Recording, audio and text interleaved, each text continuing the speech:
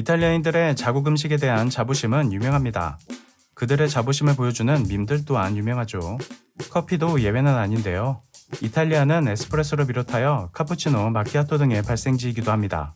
그들에게 커피는 어쩌면 피자나 파스타보다도 더 삶의 깊이 자리 잡은 음식이라고 할 수 있죠.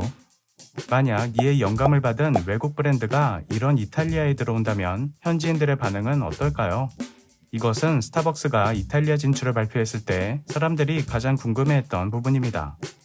실제 스타벅스가 처음 밀라노에 문을 열자 이탈리아 사람들의 반감은 예상보다 훨씬 심했습니다. 1호점 오픈을 축하하기 위해 스타벅스가 두오모 광쟁이 심은 야자수 40그루 중 일부에 불을 지르기도 했죠. 미국식 커피가 종주국 사람들의 자존심을 건드렸던 것일까요? 하지만 놀랍게도 2018년 이탈리아의 첫 스타벅스인 밀라노 매장 오픈에는 긴 줄이 늘어섰고 지금도 여전히 이 줄을 볼 수 있습니다. 과연 스타벅스는 이탈리아에서 성공을 거둔 걸까요? 이탈리아는 아마도 자국의 커피 문화가 가장 강한 나라일 것입니다. 눈 뜨자마자 에스프레소 한 잔으로 하루를 시작하는 이탈리아인들은 보통 하루 4잔 이상 마실 정도로 커피를 사랑합니다. 이들에게 커피란 물 등의 첨가물이 없는 뜨거운 에스프레소를 말하며 반드시 카페에서 마시는 것이기 때문에 테이크아웃도 거의 하지 않습니다. 사실 빠르게 마시는 이탈리아의 커피 문화 특성상 테이크아웃이 필요 없기도 하죠. 이탈리아 커피 문화는 단호합니다. 카푸치노는 아침을 위한 커피이며 만약 오전 11시 이후에 카푸치노를 마신다면 마치 못 볼 장면을 본 것처럼 이상하게 바라볼 것입니다. 보통 바 형식으로 된 이탈리아의 카페는 평범한 일상의 소통 공간이며 미국의 카페들처럼 노트북을 펴는 것은 이들의 문화와는 동떨어진 모습입니다. 이탈리아 사람들은 커피의 맛에 있어서도 매우 엄격한데요.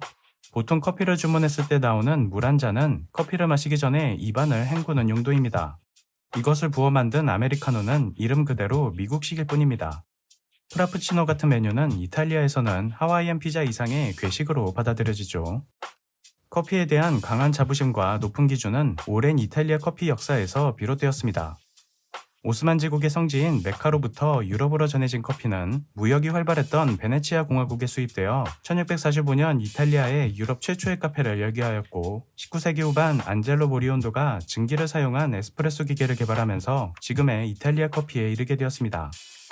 이 정도의 역사면 커피의 선구자로서 이탈리아인들이 자긍심을 갖는 것도 무리는 아니죠.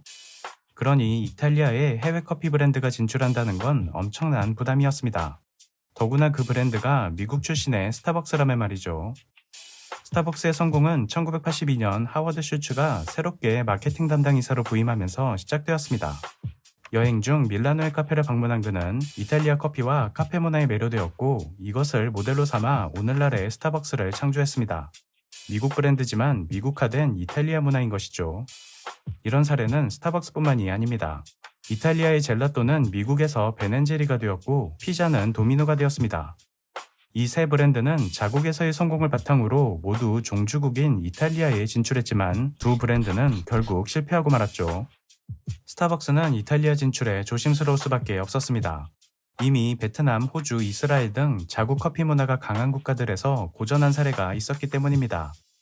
2004년 프랑스, 2002년 스페인, 그리고 영국에는 1998년에 진출했지만 이탈리아 시장엔 2018년이 되어서야 문을 두드렸으니 스타벅스가 이 에스프레소 왕국에 개점하는 데에 얼마나 신중했는지 알 수 있겠죠.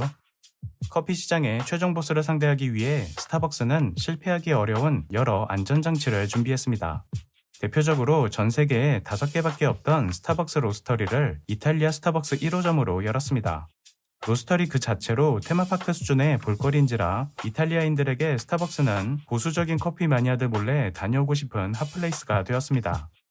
매장 인테리어도 현지 장인의 도움을 받아 고급 자재를 사용한 현대적이고 독특한 디자인을 만들어냈습니다. 어느 나라나 사진 찍고 싶은 곳은 붐비기 마련이죠. 일반적인 이탈리아 카페들이 전통적인 외양과 몇 가지 단촐한 메뉴만 갖춘 가게라면 스타벅스는 인테리어뿐 아니라 메뉴에 있어서도 규모의 차원이 다릅니다. 이탈리아 유명 베이커리인 로코프린제와 협업하여 화덕에서 피자를 굽고 아리비아모바에서는 칵테일을 제조합니다. 이탈리아식 디저트인 아포가토를 똑같이 재현하기 위해 밀라노점엔 아이스크림을 직접 만드는 아포가토 스테이션을 최초로 도입했죠. 그리고 미국에서 판매하는 커피보다 더 진한 원두를 사용하여 에스프레소를 현지인의 입맛에 맞는 수준까지 끌어올렸습니다.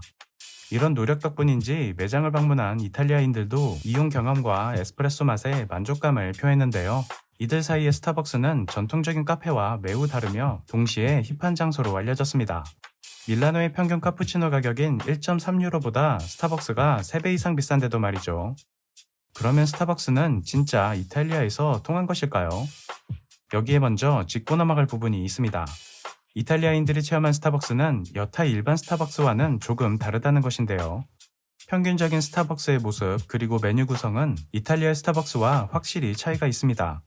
조금 냉정히 말해 스타벅스라기보다 이탈리아 특화 스타벅스라고 할 수 있죠.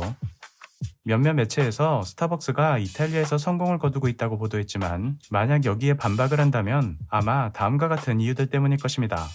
우선 스타벅스는 밀라노에 최초이자 최대의 매장을 열었습니다. 도미노 피자 역시 밀라노에 첫 매장을 세운 것은 우연이었을까요? 밀라노는 패션의 도시답게 트렌드에 관심 있는 많은 사람들이 살고 있습니다. 보수적이고 커피 문화가 강한 지역의 사람들보다는 새로운 것을 경험하고 싶은 욕구가 상대적으로 강하죠. 밀라노의 인구 중 20%가 이민자들이며 이는 다른 도시들보다 2배나 높다는 것도 이와 관련이 있습니다. 또한 이탈리아는 수많은 여행객들이 오는 곳이기도 합니다. 월드뱅크 그룹에 따르면 2019년 이탈리아를 방문한 사람은 총 9,500만 명입니다. 참고로 이탈리아 인구는 6천만 명인데요. 더운 날씨에 여행에 지친 사람들에겐 가끔은 에어컨이 나오는 편안한 장소가 필요합니다. 사실 이건 일부 이탈리아인들에게도 마찬가지입니다. 스타벅스 매장 분포를 보면 유명 관광도시들을 중심으로 점이 찍혀 있습니다. 이탈리아에 관광지가 너무 많은 탓일까요? 커피에 대한 의견 역시 여전히 부정적인 사람들이 존재합니다. 물에 희석시킨 에스프레소를 커피로 인정하는 것은 이탈리아인들에겐 쉽지 않은 문제죠. 그리고 무엇보다 매장이 적습니다. 스페인 155개, 프랑스 205개, 영국엔 1158개의 스타벅스 매장이 있는 반면 이탈리아 홈페이지에 따르면 현재 매장 수는 19개입니다. 평소에도 30분씩 기다려야 하는 긴 줄은 매장을 많이 늘리지 않아서일 수도 있습니다. 면적으로 보면 이탈리아는 우리보다 정확히 3배의 크기인데요. 우리나라도 전국에 스타벅스 매장이 단 6개라면 외국인들만으로 채울 수 있지 않을까요? 보는 시각에 따라 판단은 아직 이를 수 있습니다. 그래도 의미를 찾는다면 스타벅스의 에스프레소 맛은 본고장에서도 인정받았고 이제 막 50년이 조금 지난 미국 커피 브랜드에 대한 이탈리아인들의 편견을 조금은 누그러뜨렸을지도 모른다는 것입니다. 그런데 아이스 아메리카노는 조금 힘들지 않을까요?